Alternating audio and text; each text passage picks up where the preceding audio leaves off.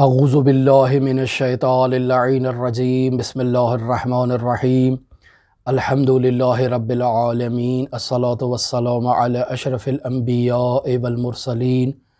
وعلی آلہ طیبین الطاہرین المعصومین الذین اذہب اللہ عنہم الرجس وطہرہم تطہیرا اما بعد۔ عزیزان محترم، ہماری آپ کے ساتھ گفتگو مرحوم سید ہاشم حداد موسوی ہندی کے حالات زندگی کے بارے میں جاری تھی، اور اگر آپ نے ہماری گزشتہ گفتگو کو سنا ہو تو یہ واضح ہے کہ مرحوم سید ہاشم حداد موسوی مرحوم علی آغا قاضی طباطبائی رحمۃ اللہ علیہ کے گراں قدر شاگرد تھے، جنہوں نے 28 سال علی قاضی طباطبائی سے روحانی فیض حاصل کیا، سیر و سلوک کی منازل طے کی اور بلند درجات پر فائز ہوئے۔ مرحوم حداد وہ شخصیت تھے کہ علی قاضی طباطبائی اپنے شاگردوں کو یا عوام الناس کو ان کا تعارف نہیں کرواتے تھے تاکہ کوئی ان کو مزاحم نہ ہو اور ان کی جو عبادت کی جو مصروفیات ہیں یا سیر و سلوک کی جو مصروفیات ہیں ان میں خلل واقع کر سکے۔ لہٰذا آیت اللہ تہرانی نے ان کے حالات زندگی کے بارے میں ایک تفصیلی کتاب لکھی، جس کتاب کا نام روح مجرد ہے۔ اکثر افراد نے یہ سوال کیا کہ اس کتاب کا اردو ترجمہ موجود ہے، تو دیکھیں ہمارا اکثر اردو کتابوں سے سروکار نہیں ہے، رابطہ نہیں ہے، لہٰذا معلوم نہیں ہے کہ کس کتاب کا اردو میں ترجمہ موجود ہے مارکیٹ میں اور کس کا موجود نہیں ہے۔ لہٰذا آپ کا یہ سوال کرنا کہ کون سی کتاب اردو میں موجود ہے، بعض افراد علی قاضی طباطبائی کے حالات زندگی کے متعلق سوال کرتے ہیں کہ کیا اردو میں کوئی کتاب موجود ہے۔ میری معلومات اس سلسلے میں نہیں ہے، مارکیٹ میں جا کر سوال کیا جائے اس سلسلے میں کہ کون سی کتاب وہاں پر موجود ہے۔ تو مرحوم سید ہاشم حداد موسوی کے حالات زندگی ہم کتاب روح مجرد کی تفسیر کی بنیاد پر اور اس کی حکایت کی بنیاد پر آپ کے سامنے بیان کر رہے ہیں۔ ہماری آخری گفتگو جو آپ کے ساتھ روح مجرد میں اس نقطے پر پہنچی تھی کہ علامہ سید محمد حسین حسینی طہرانی نے، کہ جو مجتہد ہیں، مشہد مقدس میں ان کی تقلید ہوتی ہے اور ایک جلیل القدر عالم دین ہیں، متعدد کتابوں کے مصنف ہیں، وہ جب سید ہاشم حداد موسوی کے حالات زندگی بیان کر رہے تھے تو انہوں نے یہ کہا کہ میں نے 28 سال ہاشم حداد موسوی سے استفادہ کیا ہے، لیکن میرا ہاتھ ان کے دامن کو بھی نہیں چھو پایا، یعنی اس قدر وہ بلند اور اعلیٰ مرتبے پر فائز تھے۔ یا لکھتے ہیں کہ ہاشم حداد موسوی کی شخصیت ایک ایسی بے نظیر شخصیت ہے کہ وہ قلم کے حصار میں ہی نہیں آتے کہ انہیں بیان کیا جائے۔ یا لکھتے ہیں کہ ہماری عقل و خرد کا شاہین جس قدر بھی بلند پروازی کرے وہ ان کو نہیں پہنچ سکتا آغا ہاشم حداد موسوی کو۔ یا لکھتے ہیں کہ وہ انسان جو مادیات میں غرق ہے، جو جہات میں اور تعینات میں محدود ہو چکا ہے، وہ کیسے ایک روح مجرد کا تعارف کروائے۔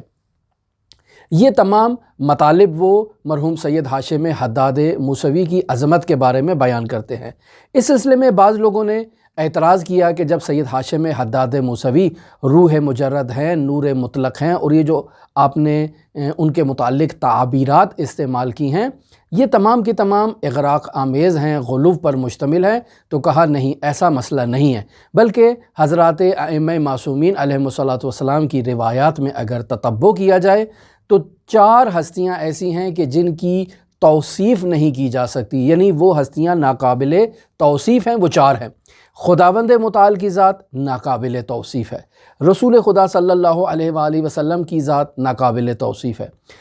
امام معصوم علیہ الصلاۃ والسلام کی ذات ناقابل توصیف ہے، اور اللہ کے ولی کی بھی وصف بیان نہیں کی جا سکتی۔ اور جو کچھ بھی ہم بیان کرتے ہیں خدا کے بارے میں، رسول خدا کے بارے میں، ائمہ معصومین علیہ الصلاۃ والسلام کے بارے میں، یہ ہماری دید کی محدودیت ہے جسے ہم بیان کر رہے ہیں، وگرنہ ان کا مقام اور ان کی حقیقت اس سے کئی گنا بلند ہے۔ لہٰذا ہم نے گزشتہ اپنی گفتگو میں آپ کی خدمت میں امام ہادی علیہ آلاف التحیت و ثنا حضرت امام علی النقی کا بیان نقل کیا کہ یا فتح کما لا یوسف الجلیل جل جلالہ والرسول والخلیل والولد البتول قذالک، یعنی اللہ جل جلالہ کی وصف نہیں کی جا سکتی ہے، اسی طرح سے رسول خدا صلی اللہ علیہ وآلہ وسلم جو خلیل اللہ ہیں ان کی بھی وصف نہیں کی جا سکتی ہے، اور حضرت صدیقہ طاہرہ فاطمہ زہرا سلام اللہ علیہا کے فرزند جو ولد بطول ہیں یعنی امام معصوم ہیں، ان کی بھی وصف بیان نہیں کی جا سکتی۔ ان تمام کے ذیل میں حضرت امام ہادی علیہ الصلوۃ والسلام فرما رہے ہیں فَكَذَلِكَ لَا يُوصَفُ الْمُؤْمِنُ الْمُسَلِّمُ لِأَمْرِنَا، یعنی ایسا مومن جس نے ہمارے امر کے سامنے اپنا سر تسلیم خم کر لیا ہو اور ہمارے وجود میں اس نے اپنے آپ کو جو ہے وہ فنا کر دیا ہو، ایسے مومن کی بھی توصیف نہیں کی جا سکتی ہے۔ لہٰذا علامہ طحرانی نے جو کچھ بھی آغا ہاشم حداد موسوی کے بارے میں بیان کیا ہے، انہوں نے اپنے مدرکات کو بیان کیا ہے، وہ چیزیں جو انہوں نے ہاشم حداد موسوی سے مشاہدہ کی، جن چیزوں کو انہوں نے درک کیا، جن چیزوں کو انہوں نے اپنے سامنے مشاہدہ کیا، انہیں قرطاس کی زینت بخشی، وگرنہ سید ہاشم حداد موسوی بہت بلند مقام کے حامل تھے۔ پھر گزشتہ گفتگو میں ہم نے یہ اعتراض بھی آپ کی خدمت میں بیان کیا کہ بعض لوگ کہتے ہیں کہ آغا قاضی کے حالات زندگی تو آغا طحرانی نے بیان کیے، ان کے لیے ایسی تعریفات استعمال نہیں کی کہ قاضی جو ہے وہ ناقابل وصف ہے، جبکہ حداد کے لیے ناقابل وصف کے الفاظ استعمال کر رہے ہیں، تو اس میں کیا حکمت اور کیا سر ہے؟ اس کا جواب بھی ہم نے گزشتہ گفتگو میں آپ کی خدمت میں بیان کیا۔ اگر آپ دلچسپی رکھتے ہوں تو ہمارا چھٹا درس اس سلسلے میں آپ سماعت کریں۔ آج کی جو ہماری گفتگو ہے وہ مرحوم سید ہاشم حداد موسوی سے آغا طحرانی کی جو دوسرے چیپٹر میں ملاقات ہے اس کے بارے میں ہے، کہ جہاں آغا سید ہاشم حداد موسوی فنا کی کیفیت میں اور تجرد کے مراحل میں سفر کر رہے ہیں۔ اس مسئلے کو بیان کرنے سے پہلے میں آپ کی خدمت میں ایک مقدمہ عرض کرتا ہوں کہ انسان کے پاس جو حواس ہیں وہ حواس ظاہری ہیں اور حواس باطنی ہیں۔ حواس ظاہری میں باصرہ ہے، یعنی انسان جو مشاہدہ کرتا ہے آنکھ کے ذریعے سے، یہ قوت باصرہ ہوتی ہے۔ قوت سامعہ ہوتی ہے جسے انسان آوازوں کو سماعت کرتا ہے۔ قوت شامہ ہوتی ہے جس کے ذریعے سے انسان سونگھتا ہے۔ قوت لامسہ ہوتی ہے جس کے ذریعے سے انسان اشیاء کو حس کرتا ہے اور محسوس کرتا ہے، اور قوت ذائقہ ہوتی ہے جس سے انسان اشیاء کی جو طعم ہے اور اس کے ذائقے کو محسوس کرتا ہے۔ لہٰذا یہ 5 حواس ظاہری کہلاتے ہیں، اور اسی طرح سے انسان کے پاس 5 حواس باطنی ہیں جو انہی حواس ظاہری کے ساتھ ساتھ چلتے ہیں، اور حواس ظاہری سے وہ تصاویر اور وہ احساسات منتقل ہوتے ہیں حواس باطنی کے اندر۔ لیکن حواس باطنی اور حواس ظاہری کے وسط میں ایک حصے مشترک پائی جاتی ہے کہ جس کا کام یہ ہے کہ وہ حواس ظاہری سے مدرکات کو اخذ کرتی ہے اور حواس باطنی کے حوالے کرتی ہے۔ جس طرح سے انسان کے پاس حواس ظاہری ہیں، اسی طرح سے انسان کے پاس حواس باطنی بھی موجود ہیں۔ حواس باطنی میں قوہ خیال ہے انسان کے پاس، قوہ وہم ہے، قوہ فکر ہے، قوہ متصرفہ ہے اور قوہ حافظہ ہے۔ یہ حواس باطنی ہیں جو انسان کے پاس موجود ہیں، اور یہ تمام کے تمام حواس باطنی انہی حواس ظاہری سے سرچشمہ پکڑتے ہیں۔ لہٰذا ہم دیکھتے ہیں کہ وہ ادراکات جو انسان ان جسمانی اعضاء سے، یعنی اپنے ہاتھ سے، اپنی آنکھوں سے، اپنی زبان سے، اپنے کانوں سے جو درک نہیں کر پاتا، ان حواس کو اور ان چیزوں کو انسان ان حواس باطنی کے ذریعے سے درک کرتا ہے۔ جیسے احساس محبت ہے، احساس خوف ہے، احساس غصہ ہے، ارادہ ہے، شعور ہے، ان چیزوں کو انسان اپنے ان حواس باطنی کے ذریعے سے درک کرتا ہے۔ مثلا انسان قوہ خیال کے ذریعے سے اس حصے ظاہری سے، جو حواس ظاہری ہے، انسان کسی چیز کی تصویر کو دیکھتا ہے تو وہ تصویر حصے مشترک کے ذریعے سے قوہ خیال میں منتقل ہوتی ہے، اور وہاں انسان اس چیز کو اپنے پاس محفوظ رکھتا ہے۔ یا انسان کوئی چیز چکھتا ہے تو وہ حصے مشترک سے قوہ خیال میں منتقل ہوتی ہے۔ یا اسی طرح سے باقی جو حواس ظاہری ہیں ان سے سماعت، بصارت، لمس، یا جو چیزیں انسان کے پاس اس حصے مشترک سے قوہ خیال میں منتقل ہوتی ہیں، انسان ان کی تصویر کو اپنے پاس محفوظ رکھتا ہے۔ پھر انسان کے پاس قوہ وہمیہ ہے۔ وہمیہ میں انسان کیا کرتا ہے؟ یہ خیال سے تصویر کو وہم میں منتقل کرتا ہے اور اس سے ایک مفہوم کو اخذ کرتا ہے۔ یعنی ہم اپنی اس قوہ وہمیہ میں جو تصویر آ رہی ہے قوہ مخیلہ سے، اور قوہ مخیلہ میں یہ تصویر آ رہی ہے ہماری قوہ باصرہ سے۔ یعنی ہم دیکھ رہے ہیں کہ ایک شیر ہے جو ایک ہرن کے پیچھے بھاگ رہا ہے، اور ہرن اس شیر سے آگے آگے بھاگ رہا ہے، اور شیر جو ہے وہ اس ہرن کے پیچھے پیچھے بھاگ رہا ہے۔ یہ ہماری باصرہ نے درک کیا۔ اس قوہ باصرہ نے درک کرنے کے بعد حس مشترک کے ذریعے سے اس تصویر کو منتقل کیا ہمارے پاس قوہ خیال میں۔ قوہ خیال نے اس تصویر کو اپنے پاس کچھ دیر محفوظ رکھا اور بعد میں اسے منتقل کر دیا قوہ وہمیہ کے پاس۔ وہمیہ نے جب اس پکچر کو ملاحظہ کیا، اس تصویر کو مشاہدہ کیا، تو وہمیہ نے اس سے یہ نتیجہ نکلا کہ شیر بھاگ رہا ہے ہرن کے پیچھے اور ہرن آگے آگے جا رہا ہے، تو اس کا مطلب یہ ہے کہ اس ہرن کو اس شیر سے خوف ہے، اور وہ اپنے خوف کی وجہ سے اس شیر سے آگے آگے بھاگ رہا ہے۔ لہٰذا قوہ وہمیہ نے اس تصویر سے خوف کو احساس کیا اور خوف کو نکال کر باہر نکالا ہمارے سامنے۔ اسے کہتے ہیں قوہ وہمیہ کا تصرف۔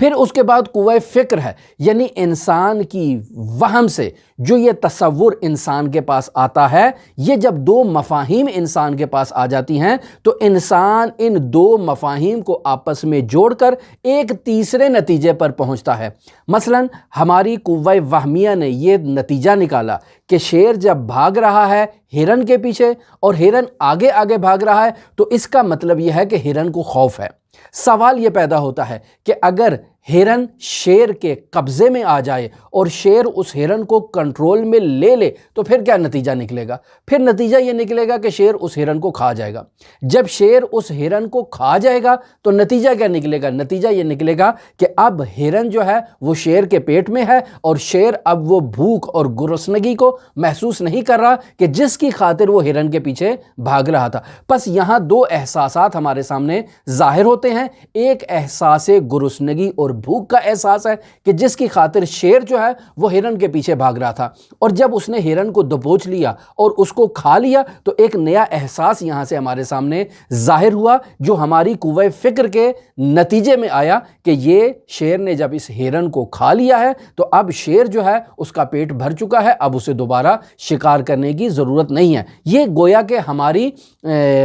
فکر نے ایک تصرف کیا ہے، قوہ متصرفہ ہے کہ جو مختلف چیزوں کو ایک دوسرے سے جدا کرتی ہے۔ اور پھر اس کے بعد قوہ حافظہ ہے، یعنی ہمارے پاس جو معانی آتے ہیں ہم ان معانی کو ڈائریکٹ طور پر حاصل کرتے ہیں اور انہیں باقاعدہ اپنے پاس محفوظ رکھتے ہیں۔ یعنی ہم نے شیر کے محفوظ کو اپنے ذہن میں حفظ کر لیا ہے، ہم نے ہرن کے جو تصور ہے، جو کانسیپٹ ہے، جو اس کی تصویر ہے، اس کو اپنے ذہن میں محفوظ کر لیا ہے۔ یہ جو بھاگنے کا ایک تصور ہے اس کو ہم نے اپنے پاس محفوظ کر لیا ہے۔ یہ بھوک، یہ خوف، یہ خوشی، یہ غمی، یہ ساری چیزیں ہمارے حافظے میں محفوظ ہیں۔ پس انسان جو چیزیں حواس ظاہری کے ذریعے سے درک کرتا ہے ان میں خطا کا احتمال پایا جاتا ہے۔ کیوں؟ چونکہ یہ علم حصولی کے ذریعے سے انسان تک پہنچتے ہیں، جبکہ وہ چیزیں کہ جو انسان کی سوچ کے ذریعے سے اس تک منتقل ہوتی ہیں اور حواس باطنی کے ذریعے سے انسان تک پہنچتی ہیں، ان چیزوں کو علم حضوری کہا جاتا ہے اور ان میں شک و تردید نہیں پائی جاتی ہے۔ اب یہاں ایک قاعدہ جو فلاسفہ ہے وہ بیان کرتے ہیں، وہ کہتے ہیں من فقد حسن فقد فقد علما، یعنی کسی بھی ایک حس کے مفقود ہو جانے سے انسان کے علم میں کمی آ جاتی ہے اور انسان کا علم جو ہے وہ مفقود ہو جاتا ہے۔ یعنی اگر میری آنکھیں نہیں ہیں، اندھا ہوں، تو ظاہری بات ہے آنکھوں کے ذریعے سے جن چیزوں کو میں نے ادراک کرنا ہے اور درک کرنا ہے اب میں ان کو درک نہیں کر پاؤں گا۔ جب آنکھوں کے ذریعے سے میں اشیاء کو درک نہیں کر پاؤں گا تو اس کا نتیجہ یہ نکلے گا کہ آنکھوں سے متعلق جو علم میرے حافظے میں آنا تھا، میرے مخیلہ میں آنا تھا، یا آنکھوں کے ذریعے سے جن چیزوں کو دیکھ کر میری قوہ وہمیہ نے دخل و تصرف کرنا تھا، اب وہ کام رک گیا ہے۔ لہٰذا میرے علم کا وہ دروازہ جو آنکھوں اور قوہ باصرہ کے ذریعے سے مجھ تک پہنچنا تھا وہ دروازہ بند ہو چکا ہے۔ یا اسی طرح سے اگر انسان کی قوت ذائقہ چلی جائے، انسان کی قوت لامسہ چلی جائے، تو وہ چیزیں جو انسان ان چیزوں سے درک کرتا ہے قوہ لامسہ کے ذریعے سے یا قوہ ذائقہ کے ذریعے سے، انہیں درک کرنا انسان چھوڑ دیتا ہے۔ لہٰذا من فقد حسن فقد علم، تو اس کا علم جو ہے وہ مفقود ہو جائے گا۔ جب قوہ ظاہری آسیب پذیر ہو جائیں اور وہاں سے انسان کے پاس علم نہ پہنچے تو نتیجتاً انسان کی قوہ باطنی جو ہے وہ بھی کمزور ہو جاتی ہے اور وہ بھی جو ہے وہ آسیب پذیر ہو جاتی ہے، اس میں بھی فقدان آ جاتا ہے اور علم جو ہے وہ اس سے زائل ہو جاتا ہے۔ لہٰذا انسان کے جو ظاہری حواس ہیں اور انسان کے جو باطنی حواس ہیں، ان دونوں میں آپس میں ایک دوسرے میں رابطہ، بہت ہی عمدہ رابطہ پایا جاتا ہے۔ اگر انسان کے ظاہری حواس کام کرنا چھوڑ دیں تو باطنی حواس بھی انسان کے کام کرنا چھوڑ دیں گے، چونکہ یہ انہی کے ذیل میں حرکت کرتے ہیں، ان کی حرکت مستقل نہیں ہوتی ہے۔ لہٰذا انسان کی جو حقیقت ہے وہ یہ حقیقت مادی نہیں ہے، انسان کی حقیقت روحانی اور حقیقت معنوی ہے۔ یعنی انسان مادی نہیں ہے۔ یہ جو ہم دیکھ رہے ہیں کہ ہماری دو ہاتھ ہیں، دو ٹانگیں ہیں اور ایک جو دھڑ ہے اور ایک سر ہے، اور اس کے مجسمے کو جو انسان کہا جاتا ہے، کیا انسان کی حقیقت یہی ہے؟ تو کہتے ہیں نہیں، انسان کی حقیقت یہی ظاہری اس کا جثہ اور ظاہری وجود نہیں ہے، بلکہ انسان کی حقیقت اس کی روح ہے، جسے فلاسفہ اپنی تعبیر میں نفس کہتے ہیں۔ لہٰذا یہ روح جب اس بدن سے مانوس ہوتی ہے تو اس بدن کے ساتھ حرکت کرتی ہے، لیکن جب اس کا انس اس بدن سے آہستہ آہستہ رفتہ رفتہ منقطع ہوتا ہے، ختم ہوتا جاتا ہے، تب انسان جو ہے وہ ایک دوسرے عوالم میں اور ملکوت میں سیر کرتی ہے اور ملکوت کی طرف چلی جاتی ہے۔ لہٰذا جس قدر انسان کے بدن کا اور روح کا رابطہ منقطع ہوتا جائے گا، اس کے یہ حواس ظاہری اور یہ حواس باطنی ماند پڑتے جائیں گے اور کمزور پڑتے جائیں گے۔ یہاں سے وہ بحث ہے کہ جس کو آیت اللہ طحرانی نے بیان کیا ہے آغا سید حاشم حداد موسوی سے متعلق۔ ماجرا کچھ اس طرح سے ہے کہ آیت اللہ طحرانی حج کرنے کے بعد عراق جاتے ہیں اور وہاں سے باقاعدہ زیارات اتباعت عالیات کے لیے نجف اشرف کی زیارت کرنے کے بعد کاظمین جاتے ہیں اور آغا سید حاشم حداد موسوی کے ایک عقیدت مند سے ملاقات کرتے ہیں۔ وہ عقیدت مند نہایت خوش ہوتا ہے کہ آغا طحرانی تشریف لائے ہیں، رابطہ کرتا ہے آغا حداد سے کہ آپ بھی کربلا سے کاظمین آ جائیں تاکہ آغا طحرانی سے ملاقات کی جائے۔ کاظمین میں آغا طحرانی سے آغا حداد کی ملاقات ہوتی ہے۔ یہ ایک وہ سفر ہے کہ جس سفر میں آغا حداد فنا کا سفر طے کر رہے ہیں، تجرد کا سفر طے کر رہے ہیں، یعنی اس بدن سے روح کی جدائی کا سفر ہے اور ملکوت کی طرف کا جو سفر ہے۔ لہٰذا اس سفر کے نتیجے میں یہ بدن کے حواس جو ہیں وہ کمزوری کی طرف جو ہے ان کا رجحان ہے۔ لہٰذا آیت اللہ طحرانی اس مطلب کو لکھتے ہیں کہ اس سفر میں آغا سید حاشم حداد موسوی کو میں نے ایسے مشاہدہ کیا کہ انہیں بھوک کا احساس نہیں ہو رہا تھا، انہیں ذائقے جو غذا کھائی جاتی ہے اس میں ذائقہ ان کو محسوس نہیں ہوتا تھا۔ اگر ان کے پاس کوئی گفتگو کرتا تو بہت بلند آواز میں گفتگو کرنا پڑتی تھی، چونکہ ان کی قوت سامعہ جو تھی وہ کمزور ہو چکی تھی۔ اسی طرح سے آغا حداد کے جو حواس ظاہری ہیں وہ آہستہ آہستہ ماند پڑتے جا رہے تھے۔ کیوں؟ چونکہ وہ فنا کے مراحل کو طے کر رہے تھے، اور اگر اس عالم میں اس فنا سے اس عالم مادہ میں دوبارہ وہ تشریف بھی لائے تو اس عالم مادہ میں عدم استقرار کی وجہ سے اور عالم بقا سے انس کی وجہ سے ان کے یہ جو انقطاع کا سفر ہے یہ جاری رہتا تھا۔ لہٰذا اس عالم طبیعت سے عالم توحید کی طرف سفر کرنا اور اس عالم کثرت سے عالم وحدت کی طرف سفر کرنا، یہ آغا حداد سے آغا طحرانی نے اس دوسرے سفر میں ملاحظہ کیا۔ لہٰذا اس سفر سے متعلق آغا طحرانی نے کچھ واقعات کو بیان کیا ہے کہ جو اسی تجرد کے مراحل ہیں۔ میں نے آپ کی خدمت میں جتنی بھی گفتگو کی ہے یہ تمام وہ گفتگو ہے جسے حکماء نے، فلاسفہ نے، عرفا نے علمی براہین کے ضابطے میں پرو کر بیان کیا ہے۔ اگر ان کو علمی ضابطے سے ہٹ کر بیان کیا جائے اور آپ کے سامنے یوں ہی واقعات بیان کر دیے جائیں تو یہ واقعات سننے کے بعد ممکن ہے انسان یہ تصور کرے کہ ہم بھی اپنی عام زندگی میں ان چیزوں کو مشاہدہ کرتے ہیں، لیکن عام زندگی میں ہم ان چیزوں کو جو مشاہدہ کرتے ہیں اس کی بنیادی وجہ یہ ہوتی ہے کہ ہمارا بدن کمزور ہو چکا ہے، ہمارے حواس ظاہری جو ہیں وہ کمزور ہو چکے ہیں، اور ان حواس ظاہری کی کمزوری کے نتیجے میں ہمارے حواس باطنی بھی کمزور ہو چکے ہیں، جس کے نتیجے میں انسان کے اوپر حافظے میں کمی آتی ہے، نسیان آ جاتی ہے، الزائمر آ جاتا ہے، انسان کے ہاتھ کانپنا شروع ہو جاتے ہیں، انسان کو جو دید ہے اس میں کمی آ جاتی ہے، انسان کی سماعت کمزور ہو جاتی ہے، انسان کا ذائقہ چکھنے کی جو صلاحیت ہے وہ رفتہ رفتہ ماند پڑ جاتی ہے۔ یہ تمام عوارض انسان کے جو مادی بدن کے فعل و انفعالات کا نتیجہ ہیں، اس کا معنویت سے کوئی تعلق نہیں ہے۔ لیکن اگر انسان اس دنیا میں ریاضت کرے اور اپنے بدن سے اس روح کو مفارقت دے ایک عالم برزخ کی طرف، عالم ملکوت کی طرف، عالم بالا کی طرف، عالم جبروت کی طرف، تو یقینی بات ہے اس کا اس بدن سے رابطہ، اس مادی بدن سے رابطہ منقطع ہو جائے گا اور انسان برزخی بدن کی طرف جو ہے نا وہ مائل ہو جائے گا۔ پھر انسان اس برزخی بدن سے اپنے وجود کو منقطع کرنے کی کوشش کرے تو جس طرح انسان اپنے یہ مراحل طے کرے گا، انسان کے اس مادی بدن کے ساتھ جو رابطے کی کمزوری ہے اس کے یہی عوارض جو ہیں وہ آغا تہرانی ہمارے سامنے بیان کریں۔ مثلا کچھ واقعے نقل کرتے ہیں۔ مثلا پہلا واقعہ کہ انسان کے نفس کا اس کے بدن کے اوپر تصرف کم ہو جانا، یعنی انسان کے نفس کی تصرف کی جو صلاحیت ہے اس میں کمی کا واقع ہونا۔ ماجرا کچھ اس طرح سے ہے کہ آیت اللہ تہرانی لکھتے ہیں کہ جب ہم کاظمین میں گئے تو کاظمین میں جس عقیدت مند کے ہاں ہمارا قیام تھا، عبد الزہرا نامی یہ شخص ہے، اور وہ باقاعدہ اس کا گھر کاظمین میں ایک نیا گھر تھا، بہار کا موسم تھا، بہت بڑا باغ تھا اس کے گھر کے آگے، تو ہمیں اس نے ایک ایسے کمرے میں ٹھہرایا کہ جس میں کھڑکی تھی، اور کھڑکی کے سامنے وہ بڑا وسیع عریض قسم کا باغ تھا جس میں کھجور، مالٹے وغیرہ اور اس قسم کی چیزیں وہاں پر لگی ہوئی تھیں۔ جب آغا حداد وہاں تشریف لاتے ہیں تو رات کو ہم ان کا بستر جو ہے وہ کھڑکی کے پاس لگا دیتے ہیں، اور رات کو کھڑکی کھلی ہوتی ہے، اور ظاہرہ بہار کا موسم ہے، رات کو کسی چادر کی یا کسی کمبل کی ضرورت تھی۔ لیکن آغا حداد جب رات کو سوتے ہیں تو اگلے دن صبح اٹھ کے آغا تہرانی سے کہتے ہیں کہ آغا تہرانی، کل رات کو میں ایک ایسے عالم میں تھا کہ مجھے ساری رات سردی لگتی رہی، اور میں اپنے وجود سے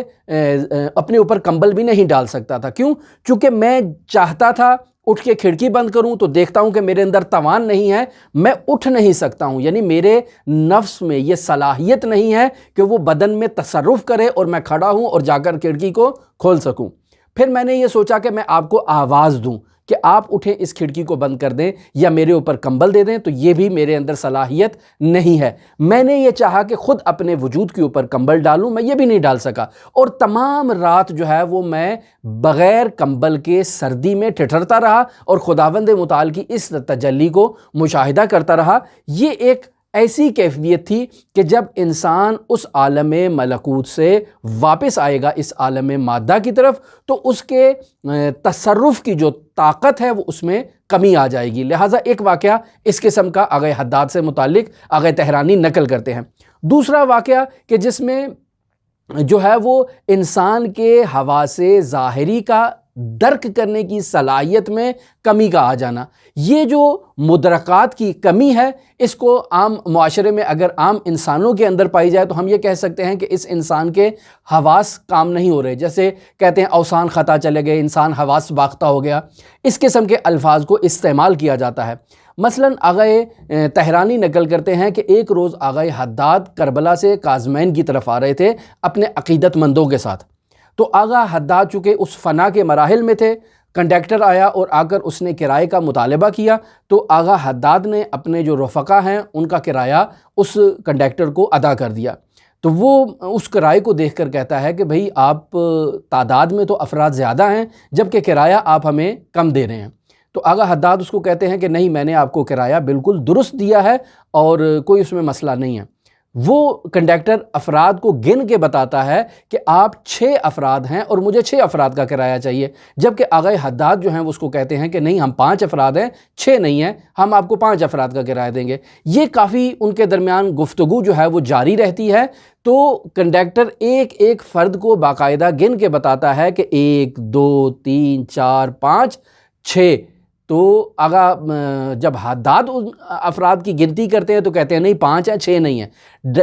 کنڈکٹر ان کو کہتا ہے کہ دیکھو، آپ اپنے وجود کو نہیں گن رہے ہو، باقی افراد کو گن رہے ہو، خود کو نہیں گن رہے ہو، تم بھی تو ہو۔ وہ کہتے ہیں نہیں، میں تو ہوں نہیں، یہی ہیں افراد۔ یعنی ایک ایسی کیفیت میں مبتلا تھے کہ وہ اپنے وجود کو جو ہے وہ محاسبہ نہیں کر رہے تھے۔ یہ ایک ایسی چیز ہے، ایک ایسے مراحل ہیں کہ جنہیں باقاعدہ اگر برہانی طور پر جو ہے وہ سمجھا جائے ان عرفانی مراحل کو، تو اس کے لیے کتابوں کی ضرورت ہے، اور اگر ان کو بیان کرنے کے لیے الفاظ کا سہارا لیا جائے تو الفاظ میں وہ صلاحیت نہیں پائی جاتی ہے کہ اس کیفیت کو بیان کر سکے جس کیفیت سے آغا حداد گزر رہے تھے۔ تو کنڈکٹر ان سے کہہ رہا ہے کہ آپ 6 افراد ہیں، جبکہ وہ کہہ رہے ہیں کہ نہیں، ہم 5 افراد ہیں۔ آغا حداد آغا طحرانی سے کہتے ہیں کہ اگر یہ میرے ساتھ جو افراد موجود تھے، اگر یہ مجھے نہ کہتے کہ اسے 6 آدمیوں کا کرایہ دے دو، اور یہ مجھ سے 6 آدمیوں کا کرایہ لے کے اس کنڈکٹر کو نہ دیتے، تو میں اسے 6 آدمیوں کا کرایہ ہرگز نہ دیتا۔ ہم تو 5 افراد تھے، ہم تو 6 تھے ہی نہیں، جبکہ حقیقت میں 6 افراد تھے۔ اور بنیادی وجہ یہ تھی کہ وہ اپنے وجود سے انصراف کی حالت میں تھے اور اپنے وجود کو اصلاً شمار ہی نہیں کر رہے تھے اور سمجھ ہی نہیں رہے تھے کہ ان کا بھی وجود ایک بدن مادی کے ساتھ وہاں پر موجود ہے، جبکہ وہ دوسروں کے مادی ابدان کو مشاہدہ کر رہے تھے، اپنے مادی بدن کو محسوس ہی نہیں کر رہے تھے اور اس سے منقطع تھے۔ لہٰذا ایسے میں ان کے دوستوں نے یا ان کے عقیدت مندوں نے 6 افراد کا کرایہ اس کنڈکٹر کو دیا، اور یہ ظاہری طور پر اس کو یہی کہا جا سکتا ہے کہ انسان کے جو حواس جو ہے وہ انسان کو کہیں حواس باختہ ہو چکا ہے، ظاہری اصطلاح اس کے لیے یہی استعمال کی جائے گی، لیکن اس کی حقیقت تک پہنچنے کے لیے ہمارے پاس الفاظ کی گنجائش نہیں ہے۔ یہ تیسرا واقعہ آغا طحرانی یہاں پر نقل کرتے ہیں کہ انسان اپنے روزمرہ زندگی کے امور میں تدبیر کرنا جو ہے وہ چھوڑ دیتا ہے، اور خداوند متعال اس کے لیے جو ہے وہ مدبر الامور ظاہر ہوتا ہے۔ مثلا لکھتے ہیں کہ کاظمین میں آغا حداد ایک وضو خانے میں جاتے ہیں، وضو خانے میں جاتے ہیں اور وہاں جا کر وضو کرنے کا ارادہ کرتے ہیں۔ اب پانی کھولتے ہیں تو دیکھتے ہیں کہ ان کو تو وضو کرنے کا طریقہ ہی معلوم نہیں ہے، یعنی وہ تمام معلومات جو ان حواس ظاہری کے ذریعے سے حواس باطنی میں منتقل ہوئیں اور حواس باطنی سے حافظے میں علم کی صورت میں منتقل ہوئیں، اب وہ معلومات ان کے پاس موجود نہیں ہیں، لہٰذا انہیں وضو کرنے کا طریقہ نہیں آتا ہے۔ ساتھ ہی ایک شخص وضو کر رہا تھا، یہ سوچتے ہیں کہ میں اس شخص سے پوچھتا ہوں کہ وضو کیسے کرتے ہیں، مجھے تو بتاؤ آپ وضو کیسے کرتے ہیں، مجھے وضو کرنا سکھاؤ۔ پھر سوچتے ہیں کہ اگر میں اس سے یہ پوچھوں گا کہ وضو کیسے کرتے ہیں، آپ وضو کرنے کا مجھے طریقہ بتاؤ، تو سوچتے ہیں کہ یہ کیا کہے گا کہ 60 سال کا بوڑھا ہے، اس کو وضو کرنا نہیں آتا ہے۔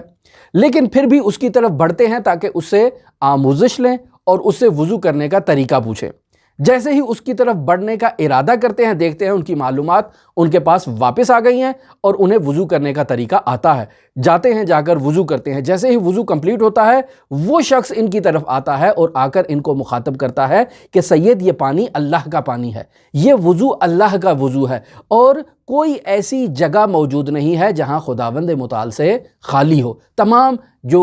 یہ کائنات ہے، یہ خداوند متعال کی ایک تجلی ہے، خداوند متعال کا مظہر ہے۔ یہ جو وحدت وجود جس کی طرف اشارہ کیا اس شخص نے، یہ ایک کافی طول و تفصیل کی بحث ہے کہ جو ہماری اس گفتگو سے اور ہمارے اس موضوع سے خارج ہے، اور اس کو ہم یہاں اس وقت آپ کی خدمت میں بیان نہیں کر سکتے۔ چوتھا واقعہ جسے آیت اللہ طحرانی نقل کرتے ہیں اور بیان کرتے ہیں، اس واقعے میں بھی اسی طرح سے ہے کہ آیت اللہ طحرانی کے سامنے آغا حداد اپنی کیفیت کا اظہار کرتے ہیں اور کہتے ہیں کہ دیکھو آغا طحرانی، بسا اوقات میں ایسے اپنے وجود کو محسوس کرتا ہوں جیسے سانپ اپنی کھال کو ترک کر کے اس سے باہر نکل آتا ہے۔ اب جب ترک کر کے باہر نکلتا ہے تو وہ کھال ایک جگہ پہ پڑی ہے، کوئی شخص بھی دور سے اس سانپ کی کھال کو مشاہدہ کرے تو وہ کہے گا کہ یہ سانپ ہے، لیکن جب قریب جائے اور اس کو ہاتھ لگا کے دیکھے تو معلوم ہوگا کہ یہ سانپ کی کھال ہے، سانپ نہیں ہے۔ بسا اوقات میں اپنے وجود سے اس طرح سے خارج ہو جاتا ہوں کہ میرا وجود بالکل سبک، بالکل ہلکا ہو جاتا ہے، اور میں اپنے مادی وجود کو جو ہے وہ درک نہیں کر پاتا ہوں اور مادی وجود سے جدا ہو جاتا ہوں۔ آیت اللہ تہرانی لکھتے ہیں کہ بس اوقات ایک دفعہ انسان اس مادی بدن سے جدا ہوتا ہے، ایک دفعہ انسان برزخی اور مثالی بدن سے جدا ہوتا ہے، اور پھر اسی طرح جب انسان ہر عالم میں منتقل ہوتا ہے تو اس عالم سے متعلق اس کی اپنی حدود اور تعینات ہیں۔ ان حدود اور ان تعینات سے آزاد ہونا، یہ اس کے لیے اس کی طرف حداد جو ہیں وہ اشارہ کر رہے ہیں۔ انسان کا نفس ان چیزوں کی طرف اگر متوجہ ہو تو یہ انصراف کی ایک کیفیت ہے کہ انسان اپنے اس بدن سے منصرف ہو رہا ہے ایک دوسرے عالم کی طرف، اور عوالم بالا کی طرف کا جو ہے وہ یہ سفر کر رہا ہے۔ یا مثلاً آغا حداد اس مطلب کو بیان کرتے ہیں کہ بس اوقات میں اپنے وجود کو ایسے بالکل ہلکا محسوس کرتا ہوں کہ جیسے ایک تنکا ہوا کے اندر جو ہے نا وہ پرواز کر رہا ہے۔ یہ وہی تجرد کی کیفیت ہے کہ جس کو آغا حداد ان الفاظ میں آغا تہرانی کے لیے نقل کر رہے ہیں کہ گویا کہ میرا بدن ہوا کے اندر معلق ہے اور میں ایسے جیسے ایک تنکا جو ہے وہ ہوا کے اندر پرواز کر رہا ہے اور ہوا کے جھرونکوں سے ادھر ادھر منتقل ہو رہا ہے، میرا وجود گاہی ایسے جو ہے نا وہ بدن سے جدا ہو جاتا ہے۔ یا بس اوقات نقل کرتے ہیں کہ جب میں حمام میں جاتا ہوں تو واپسی پہ اپنے کپڑے جو ہے نا وہ الٹے پہن کے آ جاتا ہوں، یعنی اصلاً میری اس چیز کی طرف توجہ ہی نہیں ہے۔ یا بس اوقات جب میں حمام میں جاتا ہوں تو وہاں جو میں حمام میں جا کر اپنی قیمتی اشیاء اس حمام والے کو سپرد کرتا ہوں کہ میں آتا ہوں تو واپس آ کے لوں گا، تو جب واپس آتا ہوں تو وہ مجھ سے ظاہر ہے معمول روٹین یہی ہوتی ہے کہ وہ پوچھتے ہیں کہ آپ نے کیا امانت ہمارے پاس رکھوائی تھی، تو کہتے ہیں کہ میں اس کو کہہ رہا ہوں کہ میرے اتنی امانت ہے، وہ کہہ رہا ہے کہ نہیں آپ کی اتنے نہیں ہے، اس سے زائد ہے، یعنی وہ زیادہ مقدار بتا رہا ہے اور میں اسے کم مقدار کہہ رہا ہوں کہ نہیں میری اتنی زیادہ مقدار میں امانت آپ کے پاس نہیں ہے، مقدار کم ہے، یعنی میں اس چیز کی طرف متوجہ ہی نہیں ہوں۔ تو وہ خود حمام والا کہتا ہے کہ بھئی اس کو دے دو، یہ جو کہہ رہا ہے اس کو وہی چیز دے دو، چونکہ اکثر اس کی کیفیت جو ہے نا وہ اس قسم کی رہتی ہے۔ تو ایسے میں انسان جو ہے جب ایک عالم سے دوسرے عالم کی طرف منتقل ہوتا ہے تو یہ حواس ظاہری جو انسان کے ہیں اور وہ حواس باطنی جو انہی حواس ظاہری کے نتیجے میں فعالیت کرتے ہیں، یہ انسان کی جو دسترس ہے اس سے خارج ہو جاتے ہیں، جس کے نتیجے میں انسان وہ چیزیں جو پہلے حواس ظاہری کے ذریعے سے درک کرتا تھا ان کو اب درک نہیں کر پاتا ہے۔ تو یہ ایک ایسی کیفیت ہے جس کی طرف آیت اللہ تہرانی نے آغا حداد کے حالات زندگی میں بیان کیا، اور میں نے آپ کی خدمت میں بیان کیا کہ یہ جو آغا تہرانی نے کتاب روح مجرد لکھی ہے، یہ درواقع ایک عارف کے کمپلیٹ سفر کی طرف جو ہے نا وہ اشارہ کیا ہے کہ وہ کن کن مراحل سے گزرتا ہوا آگے جاتا ہے، اور ایسی کتاب جو ہے وہ ہمارے اکثر علماء کے حالات زندگی میں اس نوعیت کے حالات زندگی نہ بیان ہوئے ہیں اور نہ ہی کسی نے اس انداز میں سیر و سلوک کے ان مراحل کو بیان کیا ہے کہ عارف جب ان مراحل سے گزرتا ہے تو اس پر کیا گزرتی ہے۔ یہ وہ کمالات کے مراحل ہیں کہ جنہیں ایک دفعہ ہم بیان کر رہے ہیں۔ ایک دفعہ ایک عارف ان مراحل سے گزر رہا ہے۔ جو افراد ان چیزوں کی معلومات رکھتے ہیں، اب وہ اگر عرفاء کے ساتھ زندگی بسر کر رہے ہیں تو انہیں عرفاء کی ان کیفیات کا بھی لحاظ رکھنا چاہیے کہ وہ اس وقت کس سفر سے اور کس مرحلے سے گزر رہے ہیں اور اس مرحلے میں ان کی کیا خدمت کرنی چاہیے یا ان کے ساتھ کیسے برتاؤ کرنا چاہیے، کن چیزوں کا ان کے لیے خیال رکھنا چاہیے، چونکہ یہ ابھی ایک فنا کی طرف ہیں، اور اگر اس فنا سے واپس اس عالم مادہ کی طرف آئیں تو بھی انصراف رکھتے ہیں، اس عالم مادہ میں استقرار ابھی ان کے اندر نہیں پایا جاتا ہے۔ یہ وہ کیفیات ہیں کہ جنہیں ہم الفاظ کے ذریعے سے تو بیان کر سکتے ہیں، اور بس اوقات ہمارے الفاظ اس حقیقت تک پہنچنے کے لیے بھی ناقص ہیں اور اس حقیقت کو بیان نہیں کر سکتے، لیکن یہ ایک حقائق ہے کہ جنہیں درک کرنے کے لیے انسان کو ریاضت نفس کی ضرورت ہے، انسان کو انہی واجبات پر عمل کرنے کی ضرورت ہے، اور اسی شریعت مقدسہ مطہرہ اسلامیہ پر اور انہی دعاؤں پر، انہی مناجات پر انسان عمل کرے، اور رفتہ رفتہ انسان کی روح جو ہے وہ جب اس قوت تک پہنچ جاتی ہے کہ اسے تجرد کی وہ حالت آئے اور فنا کی طرف انسان کی روح جو ہے وہ سفر کرنا شروع کر دے، تب انسان ان حالات سے گزرتا ہے۔ ان حالات کو اس مرحلے سے پہلے بیان بھی کر دے تو سمجھنا دشوار ہے، اور اگر